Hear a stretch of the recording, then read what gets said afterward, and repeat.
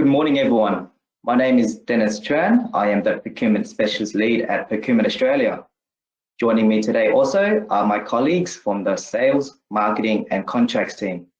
This industry briefing is in relation to our upcoming tender for hardware, electrical, plumbing and compressed gases.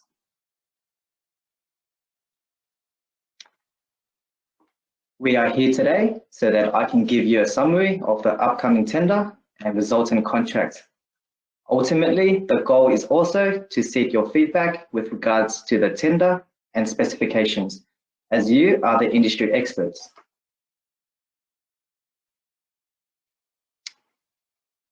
Here is an overview of our agenda for today. Please be mindful that there will be an opportunity for questions at the end of the briefing. So please, if you have any questions, write it down and ask freely at that stage.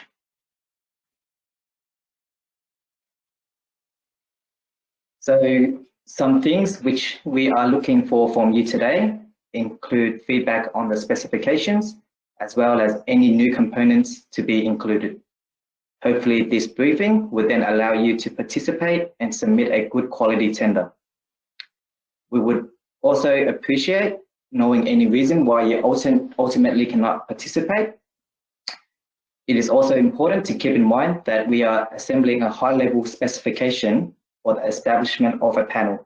More specific details may be required when our members engage you for your services. This means that you may need to participate in request for quotes under this deed.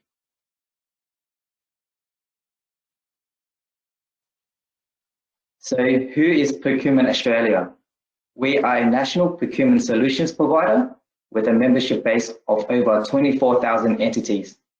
Our membership consists of organizations from various sectors, such as the public, private, health, not-for-profit, education, aged care, and religious institutions.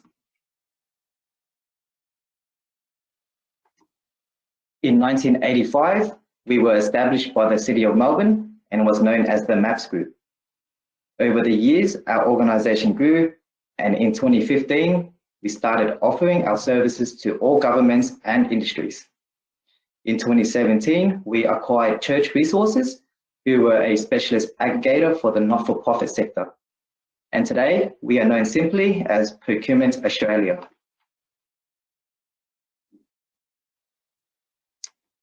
Services which we provide to our members, aside from publicly tendered standing offer contracts, include bespoke contracts and tenders, advisory consulting, benchmarking and spend analysis, clustering and collaboration events, technical category expertise, and online trading facilities.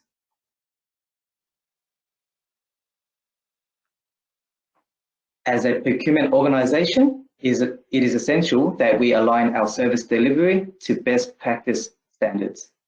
Therefore, we are ISO 9001 accredited and audited by the Victorian Auditor General's Office, as well as external financial auditors.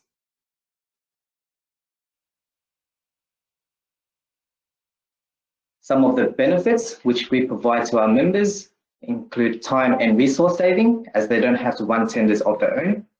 Additionally, we have a broad product offering with a portfolio of over 30 other standing offer contracts, which is available to our members, such as office stationery, facilities management, security, fleet services, and so on. Our contract arrangements are flexible, meaning any one of our members can opt in and use it at any time throughout the contract term. Also, our members can rest assured that our processes are compliant with local government tendering acts. Some benefits to companies such as yourselves include a reduced number of tenders that you need to respond to. This saves you time and resources. By becoming a supplier, you also get access to our membership base, which I've mentioned before, that we have over 24,000 entities. These members may only have a preference to procure the requirements through our panel arrangement, and therefore suppliers would be competing with only the other suppliers on the panel. Our sales team, who are present today, are also constantly expanding our membership base and promoting more and more members to utilize our contracts. So here is an overview of the contract. The contract name is Hardware, Electrical, Plumbing and Compressed Gases. The contract number is 2504-1032. The contract term is 3 years, starting on the 1st of May 2022 and expiring on the 30th of April 2025, with two times 12-month options to extend the contract until potentially the 30th of April 2027.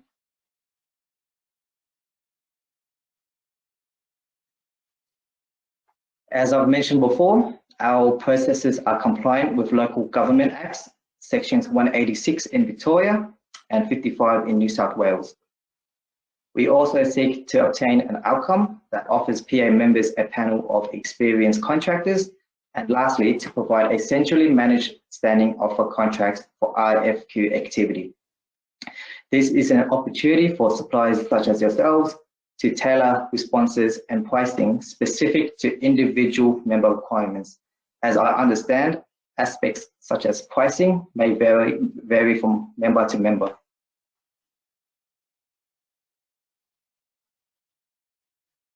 Here we've got the proposed categories for this contract. Please note that these are yet to be finalized. Suppliers can tender for any one or any combination of these categories.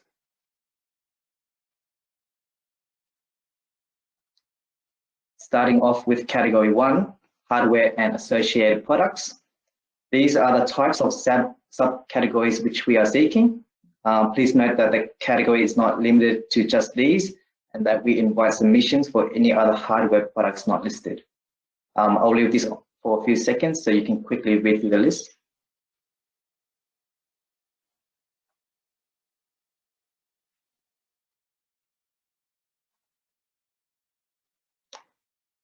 Okay, so category 2 is electrical and associated products.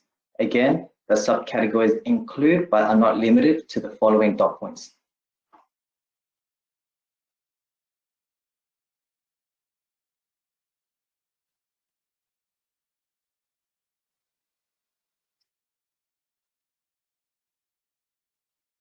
Category 3 is plumbing and associated products. Again, these are the subcategories which is not limited to.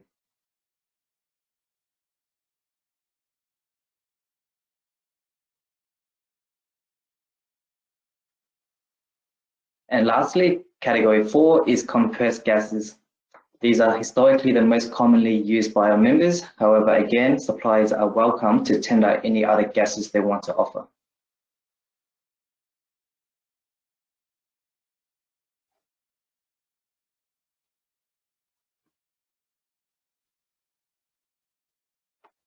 Okay, so as mentioned before, I would appreciate any feedback you may have regarding the draft specifications. Please note that it is still a draft and under development. If you'd like a copy of this, please email me after this briefing for a copy. The close date for any comments or suggestions into the specifications is the 8th of December. Some things to consider when reviewing the specifications include other categories or subcategories to be considered. Is the specifications consistent with the way the industry works? And are there any applicable standards or legislation that need to be referenced?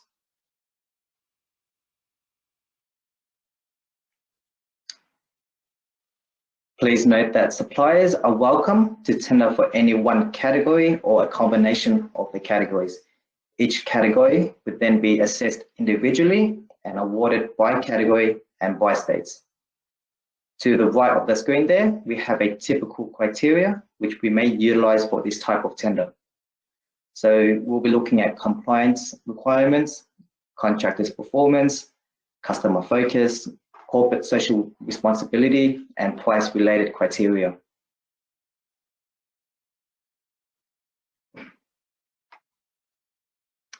At Procurement Australia, tender documents consist of 6 different parts. That is Part A, information for tenderers, Part B, conditions of tendering, Part C, the deed of standing offer, which is the proposed contract, between Procurement Australia and awarded tenderers. Part D is the sub-agreement general conditions of contract, which is the general terms and conditions between our members and the awarded tenderer. Part E is the specifications of the contract, which, as I've mentioned before, I would appreciate any feedback you may have into this part. Lastly, we have Part F, returnable schedules. This is the part which we will be requesting tenderers to populate with the responses to certain questions. Part F consists of about 16 schedules. You'll notice that a lot of these schedules are titled as per the criteria table I showed you on the previous slides, which means your responses to these schedules is what we will be assessing. So please allow ample time to consider each question and put forward a good response.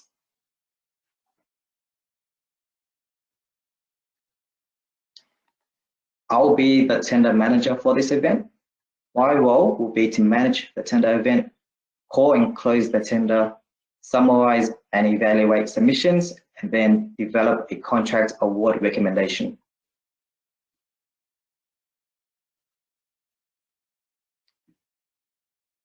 So this table here summarizes the responsibilities between Procurement Australia, suppliers, and our members.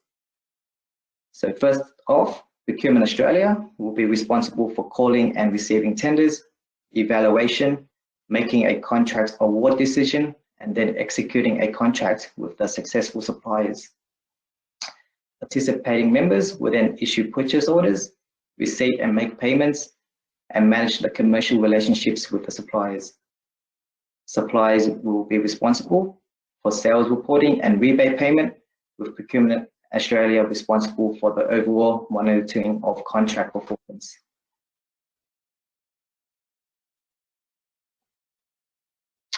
So here are some key dates. Today, the 24th of November, we have the pre-tender industry briefing.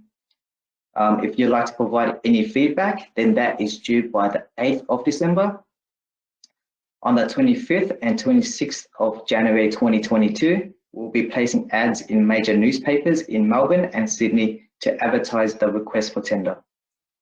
On the 26th of January, the tender will be released via Tenderlink and closing on the 23rd of February. So in total, that is 4 weeks, which we are allowing for tenderers to submit a response. We are then looking to award contracts in March 2022 for the contract to commence on the 1st of May 2022.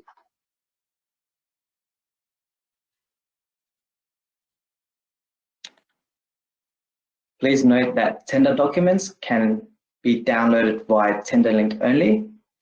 Tender documents obtained via any other source will make your tender ineligible, as the system will only allow those who have downloaded to make a submission. Please note that there will be a download fee of $80 to retrieve the tender documents. During the let period, if you've got any clarifications regarding the information within the tender, we request that you post it on the Tenderlink online forum. That way, we can maintain transparency for all tenderers. As such, I will not be responding to any questions through direct contact and would advise you to post it on the forum.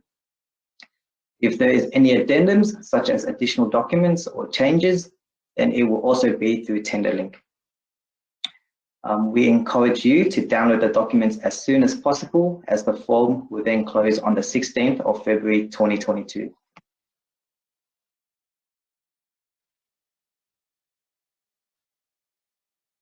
When submitting responses, please ensure that all schedules are completed and signed where requested.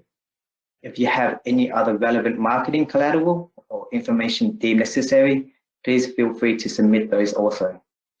I also want to stress that submissions can only be received prior to the closing date and time. Once the clock ticks over to 3 p.m. on the 23rd of February, the event will close and you will not be able to submit. Also, please ensure that it is saved in the following mentioned formats. Submissions lodged by hard copy, email, or other electronic means will not be accepted.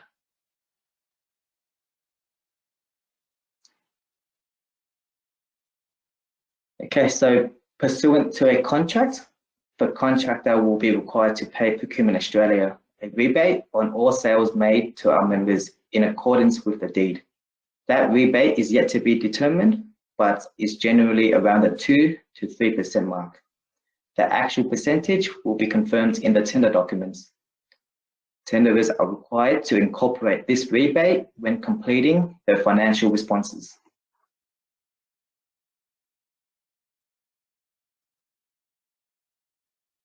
So here is an explanation on how our members can use this contract. They are generally separated into two groups. The first group is the pre-committed members who have pre-committed before the tender is released. A list of these members will be published in the introduction pages of the tender documents.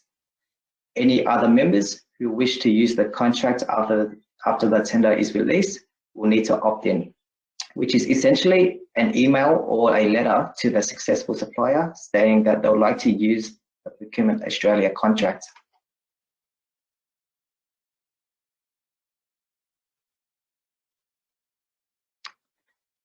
This graph here shows the engagement and invoicing process between Procurement Australia members and suppliers. So Procurement Australia signs the contract with the awarded supplier. The member then opts in and raises a purchase order.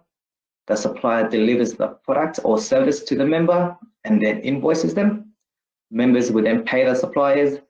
Suppliers are then required to report the sale to Procurement Australia, who would then invoice the supplier the rebate percentage of the sale.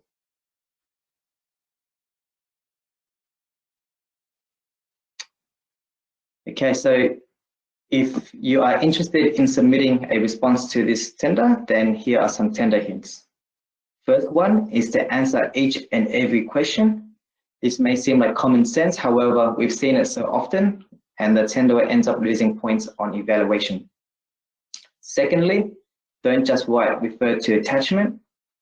You can provide attachments, however, put some effort to explain, write out your responses in detail, clearly articulate responses and demonstrate your expertise. If required, use charts and numbers to clearly explain your response. Don't use abbreviations, don't assume I know what they mean. And lastly, again, don't upload at the last minute. Aim to upload a few days prior to allow for any technical issues, especially if you're not good with computers.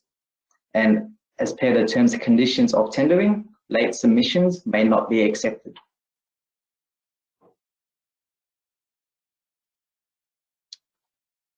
What's next?